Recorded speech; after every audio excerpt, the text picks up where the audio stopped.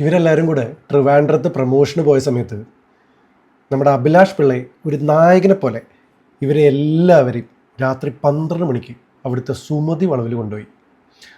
ആ കഥ അതിഗംഭീരമായിട്ട് നമ്മുടെ ബാലു നരേറ്റ് ചെയ്തിട്ടുണ്ട്. അവിടെ നിന്ന് ഉള്ളിലേക്കുള്ള വഴി പറഞ്ഞില്ലേ, ആ വഴിയിലേക്ക് ഒട്ടും ലൈറ്റ് ഇല്ല.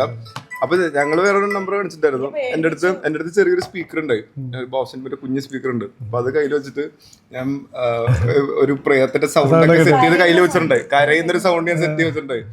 ഇത് വെച്ചപ്പോ അഭിലാഷ് ബ്രോട് മറ്റേ ഈ പെണ്ണുങ്ങളുടെ ലീഡറായിട്ട് മുമ്പിൽ എടുക്കണേ. ഇത് ഈ സ്ഥലം ഇവിടെ നിന്ന് അങ്ങനെ ഒരു സ്ഥലമുണ്ട്, ഇവിടെ നിന്നാണ് സുമതിയുടെ മറ്റേ ഗർഭിണിയായ സുമതി ഇവിടെ നിന്ന് മരിച്ചു, ഇത് എന്റെ അപ്പുറത്ത് കൊണ്ട് അടക്കി മൊത്തം പറഞ്ഞ് നമ്മുടെ സ്ഥലമൊക്കെ ഉണ്ടപ്പോ എനിക്ക് ഫോണിൽ പ്ലേ ചെയ്തിട്ട് റേഞ്ച് കിട്ടുന്നില്ല. കഷ്ടപ്പെട്ടിട്ട് ഏതൊരു പോയിന്റിൽ നിന്ന് റേഞ്ച് വന്നു. ഞാൻ ഈ സ്പീക്കർ സൈഡിലേക്ക് വെച്ച് കൊടുത്തിട്ട് അപ്പോഴത്തേക്ക് ആ സൗണ്ട് എല്ലാവരും ഇങ്ങനെ നോക്കി, ആ സ്പീക്കർ പോയതിന്റെ സൗണ്ട് പതുക്കെ. പിന്നെ നമ്മള് ഒന്നുമില്ലാതെ നടന്നു എന്റെ ഈ പാട്ട് ഈ സാധനം പ്ലേ ചെയ്ത് കൊടുത്ത് ഒരു കരച്ചില്. അഭിലാഷ്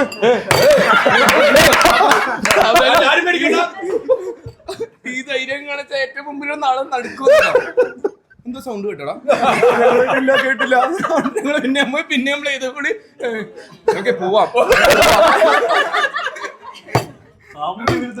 പക്ഷെ ഈ സാധനം പറഞ്ഞ ഇതിന്റെ കോൺസെപ്റ്റ്, ഈ സംഭവം പറഞ്ഞ നമ്മള് ഞാൻ പാട്ട് സ്പീക്കറിൽ വെച്ചാണെന്ന് പറഞ്ഞിട്ട് മുമ്പോട്ട് കിടന്നു.